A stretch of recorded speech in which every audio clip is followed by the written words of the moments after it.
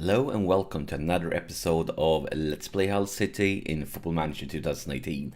And it's Champions League time. It's time for the first game in the group stage. And that means, of course, that the draw for the Champions League group stage have been done. And this is the way the groups looks. So we have a group here with Roma, Dortmund, Ajax, Basel, Man United, Real, Anderlecht, Besiktas, and so on. Most of these groups seems kind of like easy. Easy might not be the correct word, but it's like I would say there's kind of no group where there's like three huge teams except one, and that's the last group here with Bayern, Atletico Madrid, and Juve. This one is going to be a rough one. Us, we got a decent group, but kind of one of the harder, at least not one of the easiest ones, because we have both PSG and Leverkusen in our group. And Leverkusen last season they ended in second place in Germany, with 20 points behind Bayern, but still the second place in Germany, and everybody knows how good PSG are. We definitely can't take anything for granted. I would say PSG is probably favorites to win the group, but we are desperate to go through to the second round, so we need to get some really good results here, and we are actually starting today with Leverkusen away, so it's one of the most important games when it comes to our future Champions League adventure. If we can beat them away, that would be sensational and set us up in a brilliant situation, but even a draw would be more than fine, because yeah, we desperately need to go through, and Leverkusen is the team. Like PSG, if we can take them as a bonus, Leverkusen is the team we need to take. If you don't do that, we're not going through to the next round. Since last episode, though, we've been playing quite a few games, but all of these games are against teams we should be beating if they want to win the league, and we have been doing just that since that crazy game versus West Ham. In last episode, we managed to beat Everton at home 3 goals against none, then Newcastle away 3 against 1, and then Burnley at home 3 goals against 1. So we've been playing pretty well. The interesting thing is here, if you look at the goal scorers, I've been talking about Bowen. He is our weakest link right now, and he's been scoring like every game, because I feel like he is not good enough. He's not bad, he's just not good enough. And currently, he is the top goal scorer of the Premiership. And kind of charming here that in second place we find our old goal scoring machine Lapadula. So I'm really happy to see that he does well. But Bowen, I don't think he will end up topping being the top goal scorer at the end of the season. But I'm really happy with the start he has shown us. And that brings us to this league table. So we are actually topping the table, but we have the same amount of points as Chelsea. They just have a little bit weaker goal difference. Then we have Man United, Liverpool just behind us, breathing down our neck. And of course, since we only played 4 games, this league table actually don't say much right now, but I'm definitely happy with the start. Kind of similar start that we had during last season, when we dominated things during the first half of the season. We just need to be able to keep it up for the second half and not collapse like we did last season. If we can do that, then we're in for a brilliant season. For this game, Suma is injured, and it's a bit frustrating, because it's always in the Champions League games, it's a pretty close schedule. So I rested him last game so he would be fit for this one, and then he got injured during training before this one, so he's out for like nothing serious, but like 2 weeks or something like that. But it's like a bit extra frustrating when the player you rest just for this game gets injured. Then I might as well have played him. Looking at the statistics, it sounds like we are the underdogs. Leverkusen are favorites, and maybe they should be at their home pitch. But I mean, we are Hull. We are here to take 3 points, and we are going out attacking with an attacking formation. Attacking instructions might be stupid. Only time will tell. But as you know with this story, we are kind of good at attacking, and we are complete garbage at defending. So for us, attacking is always the best type of defense. But I mean, going against the second place team in Germany, trying to get an easy win would definitely be stupid. And right now it looks like they are turning things around with a counter-attack, maybe. Is Silva, come on guys, intercept this, please. Don't let him run you straight through you, you do, come on guys. Luckily for us though, he takes that finisher from quite a distance, and it's wide outside the post. And here's Svensson with a free kick. And it's bounced off the wall. Cargbo picks it up. What will he do? Go for an easy pass all the way back for Oxford. Oxford with a beautiful cross of Svensson into the box. And, well, that was a decent try. And, yeah, another thing is, of course, that the transfer window in England closed a long time ago. It closed before the season started. But internationally, it have been open until very recently. So just before this game and the last game, we're actually getting quite a few bids. That must have been offside. It really looked like an offside. Please tell me that's an offside, but at least we still save it. But yeah, I actually got quite a few offers for some of my players. Brandenburg got like 2 or 3 offers. PSG and I think it was some other club. I don't remember which one. And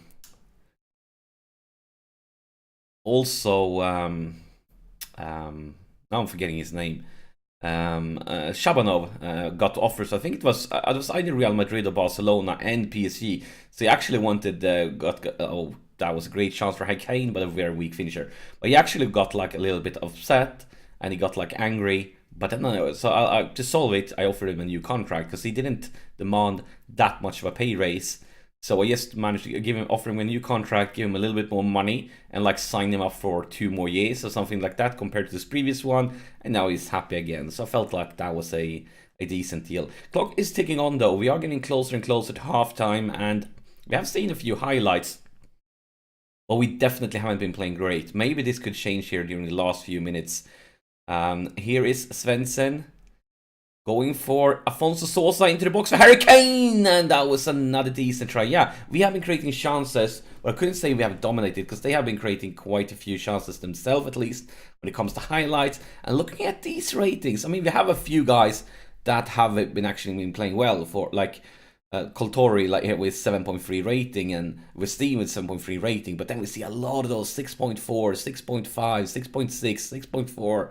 So we definitely need to tell the guys, and we're going to be assertive here and tell them that I am not happy with your performance out there. They agree, it looks fired up, but now it's time to show it, guys. You can't just show it in your face in the dressing room. Now you need to show it on pitch. You need to show that you're here to win. You're out for blood. You're going to give it your all. And actually, Harry Kane picked up an injury during the international breaks. This is it wasn't a long one. It was not like another 2-week injury, but this is his first game since that injury. Paslak with a free kick, going for Svensson. A lot of space on the left flank here for Kolotri. Can he find somebody in the box? We have Kane in the box, and that goes nowhere but to the Leverkusen goalkeeper. And maybe we can intervene here. Can we intercept it? No, we can't. He is passing so easily. So easily. And of course, my defense is never marking tighter, even though I tell them to. Give him the play is like so much space. And that's going to be a goal. No, beautiful saves from his scene. I was 100% certain that was going to be a goal. So he kind of keeps us a little bit alive here. And I think after this highlight, it's time for some change. Cookie is actually a player I scouted during this summer, because I was looking at a replacement for Bowen, and he played it in the same position. So I was actually scouting him, checking him out as a potential transfer during summer. It's Shabanov into the box. Shabanov, oh my god, that was a great shot. So many of our players into the box, but he didn't manage to find any of them. And yeah. Game, why is it ticking like this? Come on. And Paslak, a lot of space for Shabanov if you can find him. Don't lose it now. Yeah, here's Shabanov into the box. And long cross for Svensson. And it's going to be a penalty. It's going to be a penalty. Harry Kane steps up for the penalty. This could be the moment we have been waiting for. Harry Kane, will he score? And he will score. Beautiful. That could be a very, very important goal for us at the end of the group stage, because this goal could be the difference for us going through to the next round or not. So a very, very important goal. But I think, yeah, it's definitely time for some changes here. I'm actually considering changing up the formation completely, because I think we should go a little bit more like this. F18 has been great in this position. We're going to keep him like that. Afonso Sosa, normally God, have been garbage today. Harry Kane have been kind of weak, but he scored at the penalty, so maybe he's heading in the right direction. But we are going to replace Afonso here instead, bring in Farrell. Farrell, he is unhappy because he's another guy that kind of wanted to leave, got offers, and now he wants a new contract, but he wants to go to become the by far best player in the club. And he is fantastic, but I'm just not quite ready to give him that amount of wage yet. Maybe in the future, probably in the future, because he is fantastic, but he wants to like triple his current salary or something like that, and that will have to wait a little bit longer. I'm gonna bring in Gnabry. Gnabry has also just signed a new contract with us, so yeah. Clock is ticking, not much going on since changes, and I'm okay with it since we are in the lead. I think it's time for one last change. Who will it be? It won't be Fonseca because he is actually one of the lads that have been playing pretty good all day here. So maybe Cargbo. I think Cargbo could be the winner. Just need to think some more. Cargbo or maybe Hurricane. Hurricane is kind of fit. Yeah, I think we're gonna go with Cargbo and bring in Brannigan instead. And Brannigan, he wanted to leave. He wasn't happy that I declined offers from like PSG and so on. But then I had Afonso Sosa talk to him, and after Afonso talked to him, he no longer were unhappy. And that's a long cross for Harry Kane. Can we create something here? It's a lot of defenders though. That's a kind of risky like chance ball. But Farrell picks it up. Farrell for Shabanov. Shabanov, can he get into the box? Maybe. Maybe. No, he loses it. This could be dangerous in the other direction instead with a counter attack. Come on, guys, you have 4 against 1. You should be able to put some pressure and win that one back. But instead, they are going all the way to the side. Brannigan picks it up. Maybe it's our time to counterattack. Here's Harry Kane. Harry Kane breaks through, and oh my god, that was just inches outside the post. Yellow card for Fonseca could be expected as he's playing as a ball-winning midfielder. And Kane tried to change side of the pitch. Luckily for us, though, we managed to win it back. Shabanov. Brannigan, Kane loses it. It's so hard to tell where these highlights are heading because every highlight is like a little bit back and forth. Coltrori with an early cross into Wind. And oh my god, here's Harry Kane into the box. Breaks through, going to goal, and that was not a great finisher. But kind of got a little bit out of angle and was forced to use his weaker foot.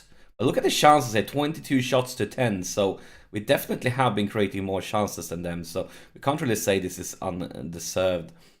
And that's the full-time whistle.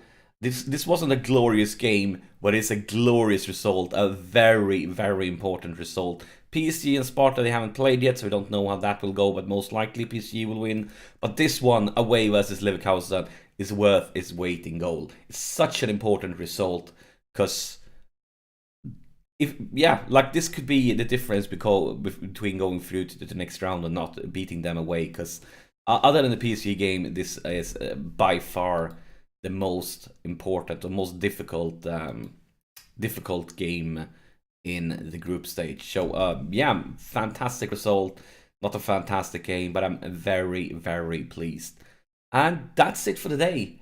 The Champions League adventure have begun. Hopefully we can manage to go further than last season. Last season, group stage was sensational, but then of course the first knockout round was a disappointment, and we are definitely here for a longer yarn this season. Would be very displeased if we didn't manage to go through to the knockout rounds, and hopefully at least go through to a few of them. Maybe we can start dreaming about a quarterfinal, a semi-final, but of course it's far too early. Me and talking about it probably going to jinx it then, and then we're going to end up crying, missing out on the group stage. But yeah, that's it for this episode. As always, thank you so much for sharing your time with me, and I'll see you in the next episode.